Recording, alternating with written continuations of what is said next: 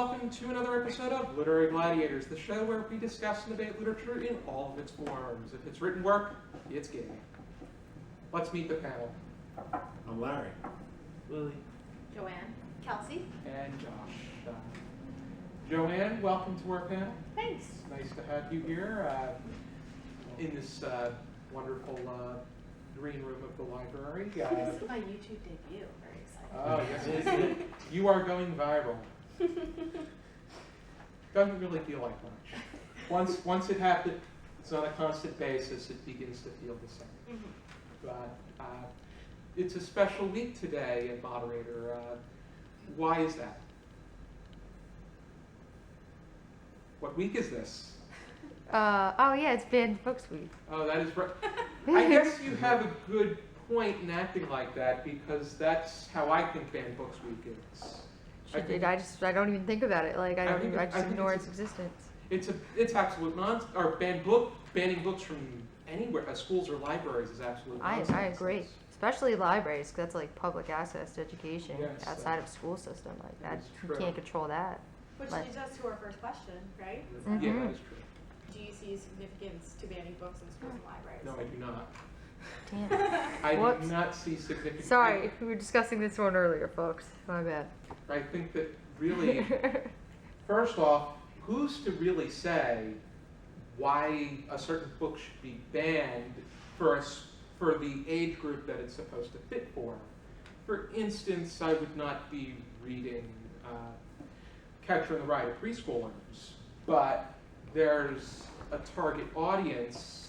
Kelsey may not think so, but there's supposed to be somebody. There are supposed to be people that are eligible to read it, and why they shouldn't. It's up to them. It's up. Yeah, it is up to them. Any other thoughts from this end of the panel? What was the question? Well, I didn't ever read the question. I'm sorry. Do you see significance to banning books in schools/libraries? And then the second half of the question is, do you agree with this practice? Oh. Sure. Why should people read if they want? No, my problem is like it's okay if a parent wants to keep their child from reading a particular book. That's your right as a parent, and you can't start micromanaging how everybody parents. That's not okay. But what I think is a tremendous overstep and insulting to other parents is saying that you know better than they do about what their kids should be reading. And you might not want your kid to read a book that has a lot of profanity or graphic sex or anything in it, and that's fine. They don't have to read, have them read something else. But I think it's a huge overstep to tell other people that their kids can't read it. Absolutely, I agree. I remember reading Stephen King in middle school, and the teachers would take a black permanent marker. Yes, and draw through all the swears. And What? Oh my They would God. censor out the swear words, which in a Stephen King book, there's The a horror. nice deal of swearing. Oh, that's surprising. I wouldn't that's so No. surprising for me. Mm. Yeah. Like almost breaks my heart a little. At least they let us read it. Sure. At least they didn't ban the book. But still, it's still a form of censorship. I did my internship in a middle school library, and there was a book that they got in that was I don't know if it was like a Italian English dictionary or Spanish English dictionary, something like that, but it was a lot of pictures. Like it would have a table set up and it would have the pictures and the words in it, so really good reference for that.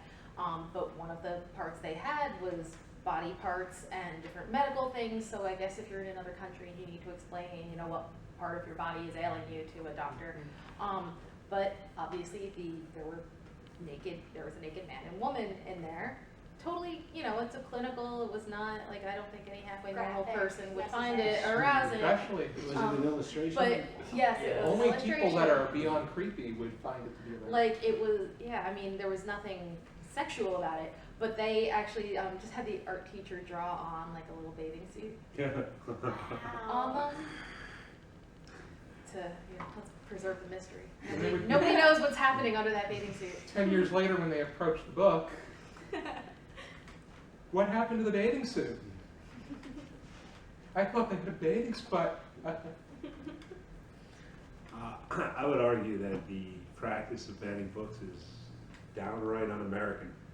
I agree with you 110%. Yeah, and basically, USA. yeah, the Constitution has been interpreted by the Supreme Court through the years to basically hold that only through the free exchange of ideas can we ever hope to know the truth. And I tend to subscribe to that philosophy. I think it's true. And to restrict ideas in any way is to diminish the chances of the people to know what's real and what's not. And I would also say that those who look to ban literature or books are themselves scared of the truth, or in other ways. Yes. Yes. I It see always that comes out of completely. ignorance and fear. Yeah. Similar to what they did in Fahrenheit 451, they decided because they didn't want people knowing the truth, and they wanted them to know what they perceived as the truth, or what they wanted them to eat as being the truth. They burn them all.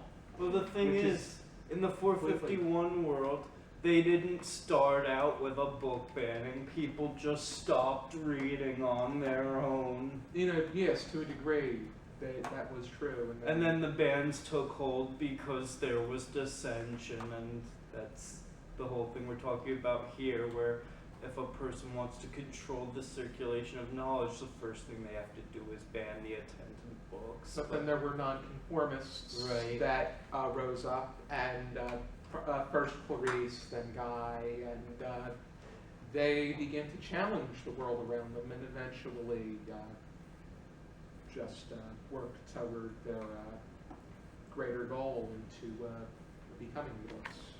Isn't it strange that an entire society could crumble all because people stopped reading? And isn't that what book banners want? They're like, stop reading X, but really that's going to take a segment of what's made people understand things about our culture and just rip it to pieces.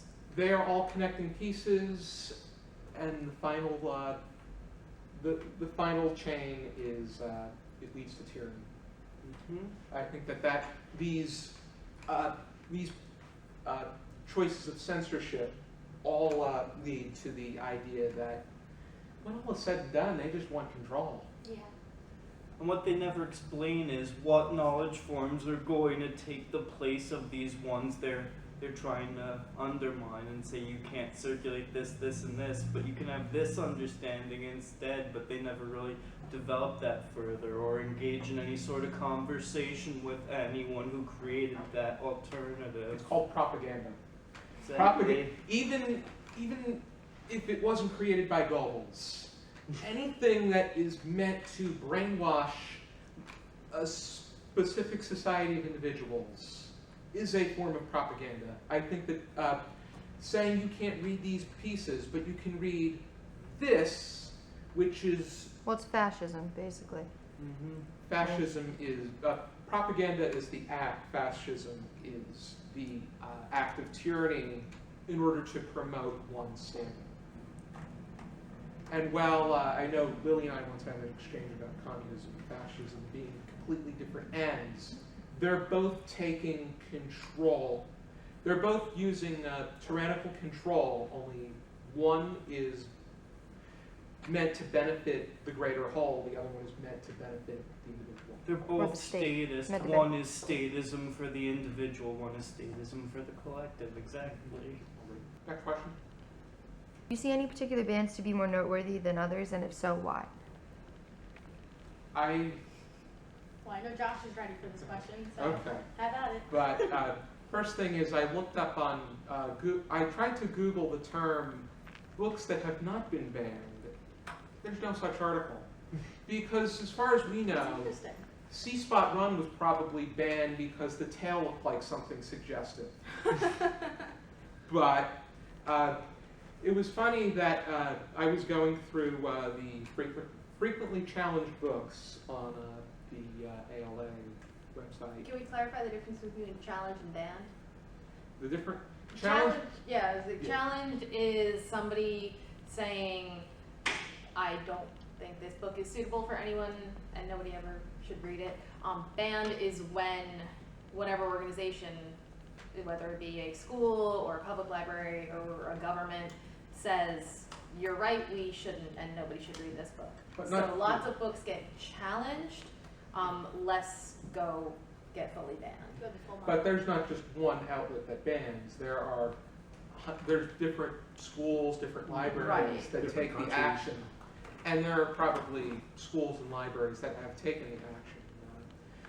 Funny that the number one book that has been frequently challenged. Isn't the most objected to book Catcher in the Rye? No. It used This, to be. Not it didn't anymore. even make this list for 2014. You get that from the ALA site? That's the ALA site. Number one is the absolutely true diary of a part-time Indian. I love that book. Which It is is a currently on one of our very good school's book. I reading read- list for the summer. I wonder why. I read this last year and it was among my 5 favorites. And I like these reasons.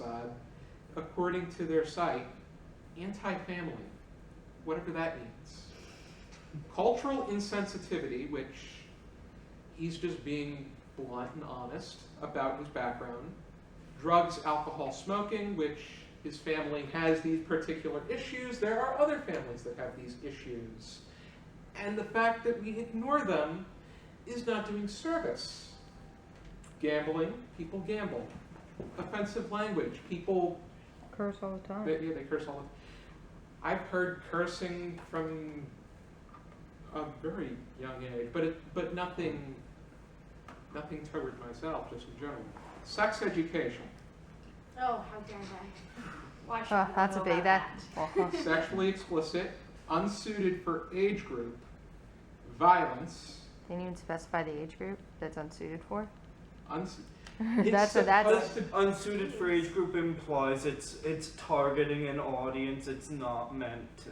Like Which is it's probably teens. Does it say anything on the book about age? Because sometimes publishers put that I was just on the curious. book, on the, I'm imagining that it's a visit our website at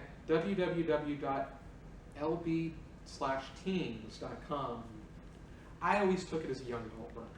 I love Which- Sherman Yes. Alexis. Young Well, adult? it's in the young adult section of this library, so. If it's in I mean, granted, I don't think preschoolers are going to get something out of this, but 'Cause they- I was gonna say there are I- pictures. Oh, true. Which is part of why it's a cool book, because it's not just straight up text, it has his cartoons, which tie into the fact that he wants to be a cartoonist. I always imagined the target to be about 16. Oh, and the additional reasons. Depictions of bullying. Oh, wow. Oh. Like bullying. Let's just ignore it. Yeah. I know that I support the decrease of bullying, but to ignore that there is even such a thing. Well, you can't Doesn't aid have that issue. good guys without bad guys. Exactly. Sure not. Otherwise- Also, if a book is just like everybody being good and getting along, there's no Nobody's gonna read it. conflict. Yeah. Like, how do you make a plot? There's no plot line without conflict. Mhm. Lily, have you read a book without conflict in it? No. Okay. Even the I pokey don't little think- puppy runs away. Like, So does anybody else have any other noteworthy banned books that they want to talk about? Something I read last year that I really, really liked, but I'm not going to say it stands out as a significant ban, but it was just personally significant to me. It's a book called The Color of Water. It's a coming of age manga about a young girl, and it's the first in a trilogy. There's Color of Earth, and then what's the last? the first one's purple, the second one's blue. I can't- That's fair, Now that's I fair, that's fair. remember. Yes. And what were the reasons that they gave for challenging or banning? It shows her masturbating. It talks about her menstruating. Her mom has an affair with an older man. And it's just like a frank coming of age from a woman's perspective sort of book. And the one that I decided to choose was Huck Finn because I feel like it's always relevant trying to ban Huck Finn. Wasn't it recently? Do people on still the try to news? ban that? Like, Yeah, they were really? doing Just now it's not about banning it. They want to just take the N-word out of the novel. I've No, heard And this. that's historically tampering as much as Yeah. Yeah. it's an absolutely derogatory word, but to say that people never used the N-word in the 1830s. And it ruins the Which integrity is- of the message of the book Yeah. anyway. Which was my point, was that by trying to ban this book, you're trying to essentially ban history because it's a quite accurate depiction of our history within that time. Plus Even you're though it taking- is fiction. You take the N-word out of Huck Finn, then you're taking away the ironic point Huck is making when in that scene where he's telling the story about how the riverboat sank and he gets asked, did anybody die? And he says, oh, just a couple ends. Like, he's mocking the people who think that blacks are subhuman. Yeah, absolutely. I mean, Mark Twain is showing the ugliness of racism, and that's the point of the book. And to take that word out in a way makes is contrary to the point. It makes it less objectionable. And Twain's point is that it is, you know, a very objectionable practice to be racist. So These same people that are trying to ban history are also giving students worksheets that say that the government gives them privileges, It's Yeah. true. which That they're trying to take away. what students need to be reading is the Declaration of Independence, saying that they are the one, that it's the people, the government is meant to serve the people. Something they have, every teacher, they start the school day with the Pledge of Allegiance, right? The Star Spangled Banner or whatever, everybody stands. What they never teach in school, or at least I didn't learn until I was in college, when Francis Scott Key wrote the Star Spangled Banner, the last line was a question. He was supposed to leave you thinking, is this still the land of the free? And on that note, Joanne, did you pick a book, a particular work? Or Well, you know, it's so hard to pick one. I think what's interesting now in general about books being challenged and banned is that through social media, authors can very immediately respond to the criticism, and they can really easily like network with people and try to, you know, see what they can do to rectify the situation. And I know of many cases where books that were removed from school libraries, that the authors were able to work with their publisher and get cases of their books sent to an independent bookstore locally, that they're like, okay, well, anybody who wants to read this book, just go get it. So I think in general, like, the impact of social media on banning books is Yes. it's really helpful, and it's really making It's people helping aware. a lot. I if anything. just I think a week or two ago, a book was banned in South Carolina that I didn't know of before, called Some Girls Are. I can't remember the author. Maybe we can put it. Yeah. Put it in the doobly-doo. And so when I found out about this, so I'm like, well, I guess I know what I'm putting on display tomorrow. So I came into work, and we didn't have a copy in our branch, but the other branches that it was in, I emailed my fellow librarians. I'm like, hey, this book just got challenged in South Carolina. Do you think you might want to hand it to some of your kids? nice. So they're all checked out now. So Back to your original point, though. So, do you think that the impact of social media is? Do you think in the future we'll see a decline in the banning and challenging of books for that reason, or? I don't think we're going to see a decline in the challenging, because people still want to control other people. They always want And, control. you know, people- Control and power are you know, two the, greatest desires of the- humanity. The It's a people who double-edged want sword. to, control and who are in favor of the banning, they can band together too. But I just like that the authors have an outlet to get support from each other, Or find a way because around it's it? really, once you start seeing how hurt these authors really get when you specifically write a book for teenagers and then someone tells you your book is pornography, that they're really making a serious accusation of you're peddling smut to teenagers, and that makes you feel like crap, and you see how badly their feelings get hurt. So it's just nice to see that they can get kind of support from other authors who've gone through a similar thing. They can get support from readers who have felt that they benefited from their books.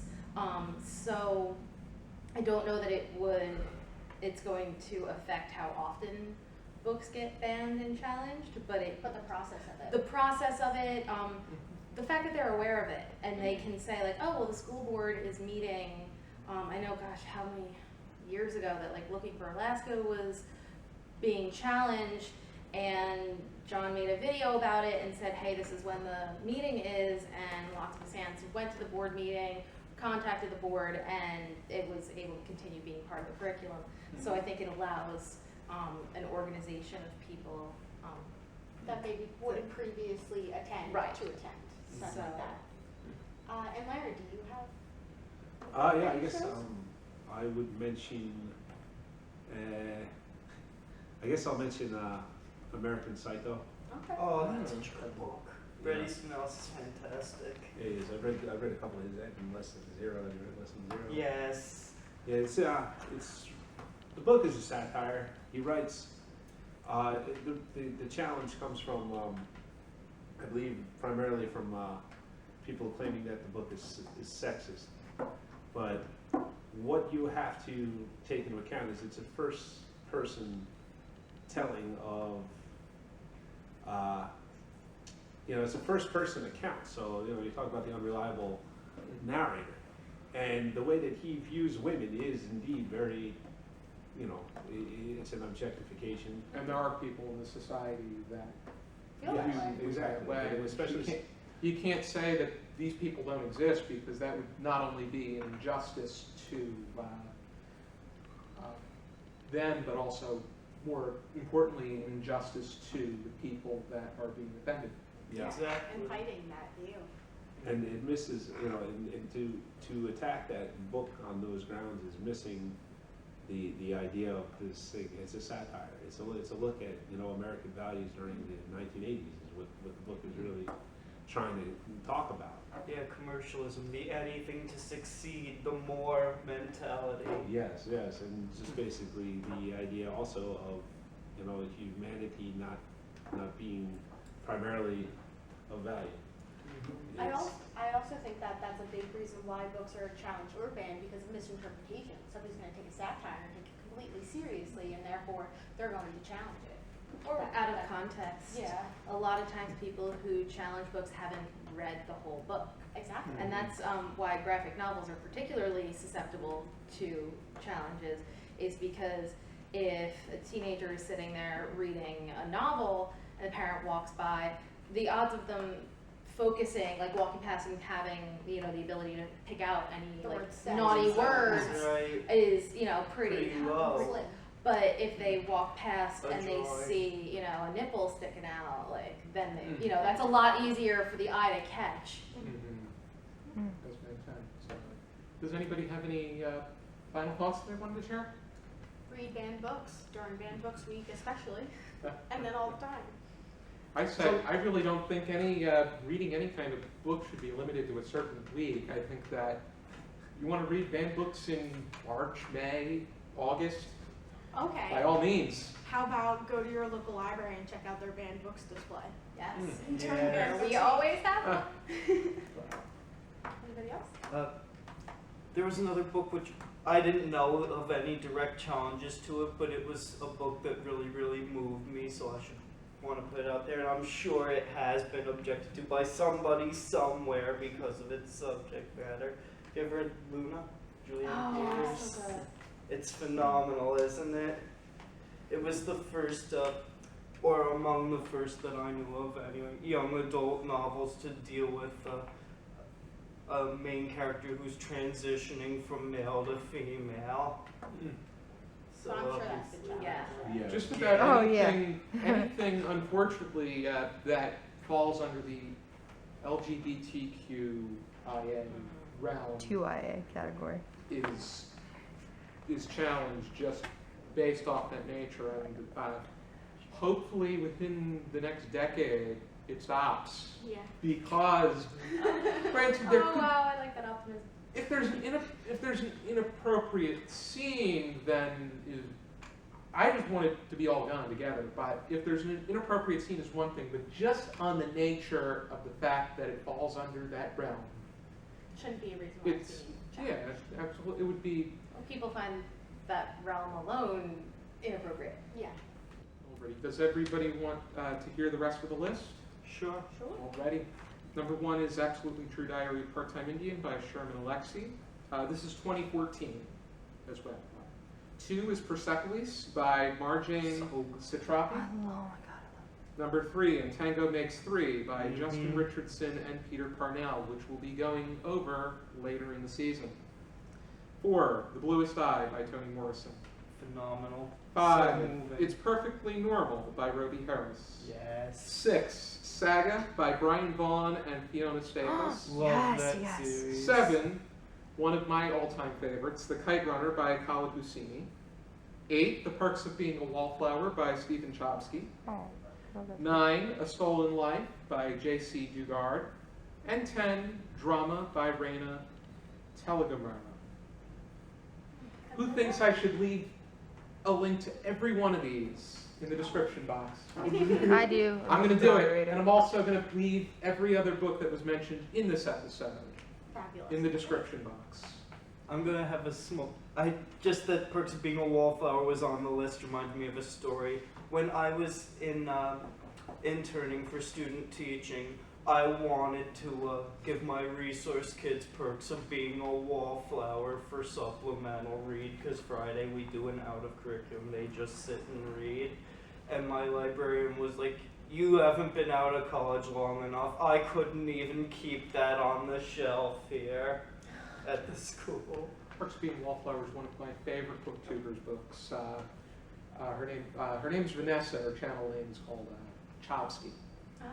Just and really intelligent individual. I'll leave a link to her channel as well. But be sure to join us next time for another episode of Literary Gladiators. Until then, read banned books and keep reading in general.